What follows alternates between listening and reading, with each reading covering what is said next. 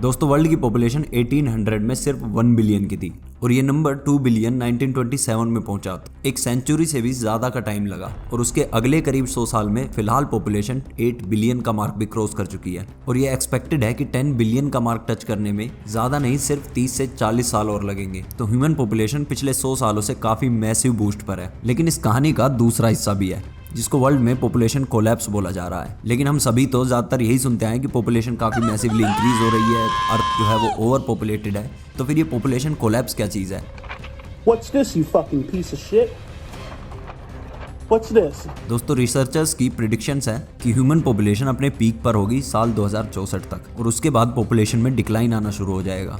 और ये decreasing population या फिर पॉपुलेशन कोलैप्स पॉपुलेशन इंक्रीज से काफी ज्यादा मैसिव प्रॉब्लम है। और फेमस पर्सनैलिटीज में इलोन मस्क, जॉर्डन पीटरसन ऐसे कुछ लोगों को छोड़ दे तो इसके बारे में ज्यादा बातचीत कभी नहीं होती। तो आइए समझते हैं कि पॉपुलेशन कोलैप्स कैसे होगी। इसको एक देश जापान के एग्जांपल से समझते हैं, लेकिन उसके लिए आपको दो वर्ड्स और उनके मतलब पहले समझने होंगे, फर्टिलिटी रेट और लाइफ एक्सपेक्टेंसी। फर्टिलिटी रेट यानी कि एक औरत अपने पूरे लाइफ टाइम में कितने बच्चों को जन्म दे रही है उसका एवरेज। इसको इस तरह से समझते हैं कि मान लीजिए एक बिल्डिंग के अंदर 10 औरत है जिनमें से 5 औरत 2 बच्चों को जन्म देती हैं और बाकी की 5 औरतें 3 बच्चों को जन्म देती हैं। तो एवरेज जो फर्टिलिटी रेट होगा वो 2.5 बनेगा। इसी सिंपल फॉर्मूले से पूरे वर्ल्ड की फर्टिलिटी रेट की एवरेज निकाली जाती है। दूसरा लाइफ एक्सपेक्टेंसी यानी कि किसी एक पर्टिकुलर देश में रहने वाला इंसान कितने सालों की लाइफ एक्सपेक्ट कर सकता है उसका एवरेज। और जापान में 2020 के अंदर फर्टिलिटी रेट 1.34 बर्थ्स पर वुमन का था और ये काफी ज्यादा लो है, क्योंकि दुनिया के अंदर सभी रिसर्चर्स ये मानते हैं कि 2.1 फर्टिलिटी रेट का होना किसी भी कंट्री के लिए मैंडेटरी है, एक इंक्रीजिंग नहीं तो कम से कम एक स्टेबल पॉपुलेशन बनाए रखने के लिए। और अगर बात करें लाइफ एक्सपेक्टेंसी की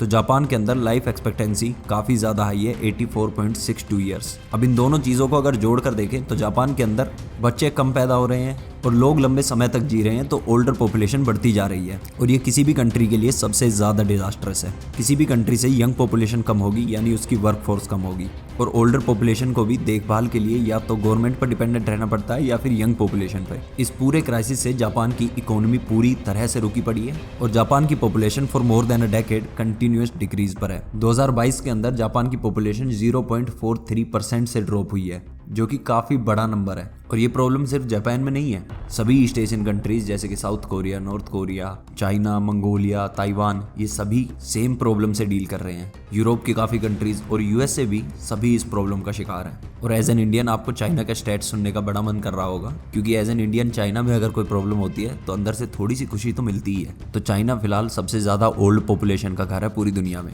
चाइना के अंदर 2019 में 254 मिलियन लोग ऐसे थे जिनकी एज 60 साल या उससे ऊपर थी और ये नंबर्स 2040 तक 402 मिलियन पहुंचने की संभावना है, जो कि चाइना की टोटल पॉपुलेशन का 28% होगा। चलिए अब हमने चाइना, जापान और पूरी दुनिया की तो बात कर ली, प्रॉब्लम को भी समझ लिया। तो क्या इंडिया जैसी कंट्री जिसके पास वर्ल्ड की सबसे ज्यादा यंग पॉपुलेशन है उसका क्या हाल है? दोस्तों हम दो हमारे दो, ये स्लोगन आपने कभी ना कभी जिंदगी में जरूर सुना होगा। ये स्लोगन 1952 में नेशनल फैमिली प्लानिंग के इनिशिएटिव में यूज किया गया था।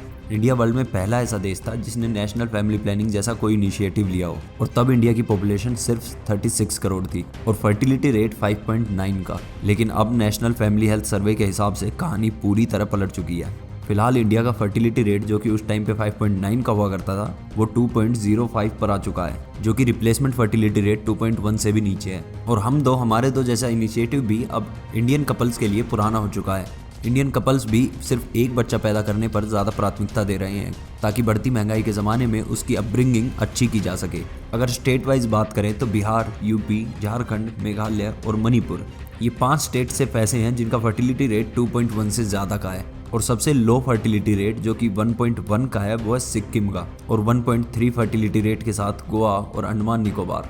रूरल एरियाज में भी TFR जो कि 1992 में 3.7 का था वो अब 2.1 का आ गया है और अर्बन एरियाज में 1992 में TFR जो 2.7 का था वो आज 1.6 का रह गया है। And all of this is done by Matrix.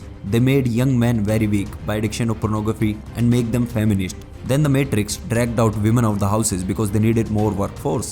And they have convinced women that their job and career, all these things are more important than making a family and making a whole new life out of them. And now the whole world is going to pay for that.